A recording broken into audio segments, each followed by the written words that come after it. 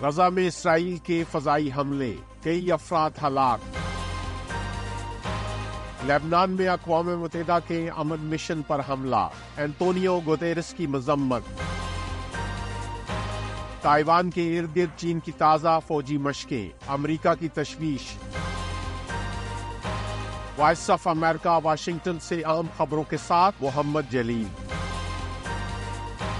فلسطین میں صحت کے حکام کا کہنا ہے کہ غزہ کے علاقے دیر البلاح میں ایک اسپتال پر اسرائیل کے فضائی حملے میں کم از کم 3 افراد ہلاک جبکہ 40 دیگر زخمی ہو گئے ہیں۔ اسرائیلی فوج نے دعویٰ کیا ہے کہ اس نے عسکریت پسندوں کو نشانہ بنایا ہے۔ یہ حملہ غزہ میں ایک اسکول میں قائم پناہ گزین کیمپ پر ہونے والے حملے کے چند گھنٹوں کے بعد ہوا ہے، جس میں کم از کم 15 افراد ہلاک ہوئے ہیں۔ ادھر اسرائیلی فوج کا کہنا ہے کہ حزب اللہ کے ایک ڈرون حملے میں 4 اسرائیلی فوجی ہلاک اور 7 شدید زخمی ہو گئے ہیں، لیکن یہ واضح نہیں ہو سکا کہ یہ ڈرون اسرائیل کے جدید دفاعی نظام سے کیسے بچ نکلنے میں کامیاب ہوا۔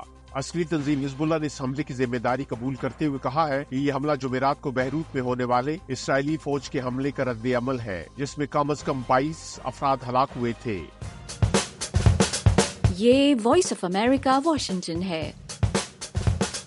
اقوام متحدہ کے سربراہ اینٹونیو گوتیرس نے کہا ہے کہ لبنان میں اقوام متحدہ کے امن مشن پر حملہ جنگی جرائم کے زمرے میں آ سکتا ہے۔ اتوار کو اسرائیلی ٹینک نے UN مشن کا دروازہ توڑ کر اندر داخل ہونے کے بعد اسموک گرینیڈ فائر کیے۔ امن مشن کے خلاف اسرائیل کے تازہ ترین حملے کے الزام کی اسرائیل کے اتحادی ممالک کی طرف سے بھی مذمت کی گئی ہے۔ ادھر امریکہ کے محکمہ دفاع نے کہا ہے کہ امریکی وزیر دفاع لائیڈ آسٹن نے اسرائیلی ہم منصب سے ٹیلی فونک رابطے میں لبنان میں موجود اقوام متحدہ کی امن فورسز اور لبنان کی فوج کی حفاظت کو یقینی بنانے کے لیے مؤثر اقدامات پر زور دیا ہے۔ آسٹن نے اسرائیلی وزیر دفاع پر زور دیا کہ لبنان میں جس قدر جلد ممکن ہو فوجی کارروائی سے سفارتی اقدامات کی جانب بڑھا جائے۔ آسٹن نے غزہ میں انسانی بنیادوں پر اقدامات پر بھی زور دیا۔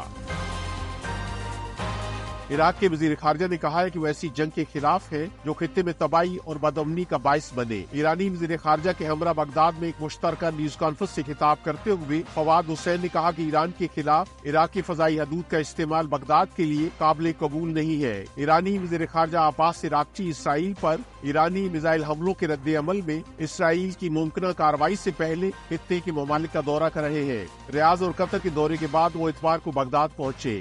اس موقع پر ایرانی وزیر خارجہ نے کہا کہ ایران امن چاہتا ہے اور جنگ کے حق میں نہیں ہے، لیکن ان کے بقول اگر جنگ مسلط کی گئی تو ایران جنگ کے لیے پوری طرح تیار ہے۔ یوکرین کے صدر ولادیمیر زیلنسکی نے شمالی کوریا پر روس کی فوج کے ساتھ یوکرین کے مقبوضہ علاقوں میں مل کر کام کرنے کے لیے اہلکار بھیجنے کا الزام عائد کیا ہے۔ یوکرین کے صدر نے ایک بیان میں کہا ہے کہ شمالی کوریا اور روس کے درمیان اتحاد مضبوط ہو رہا ہے اور یہ ہتھیاروں کی فراہمی تک محدود نہیں بلکہ شمالی کوریا یوکرین کے مقبوضہ علاقوں میں اہلکار بھی بھیج رہا ہے۔ ادھر روس نے ان دعووں کو مسترد کرتے ہوئے انہیں بے بنیاد قرار دیا ہے۔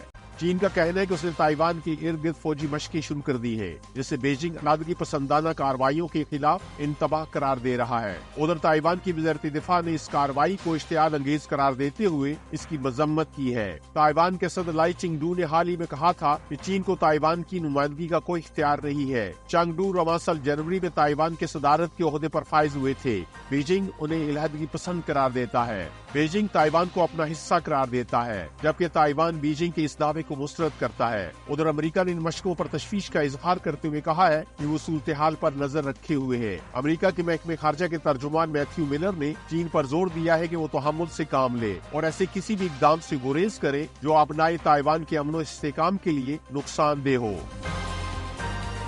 وائس آف امریکہ واشنگٹن کی اردو سروس سے خبروں کا یہ بلیٹن اب ختم ہوتا ہے۔ میں ہوں محمد جلیل اور ایڈیٹر تھی سارہ حسن۔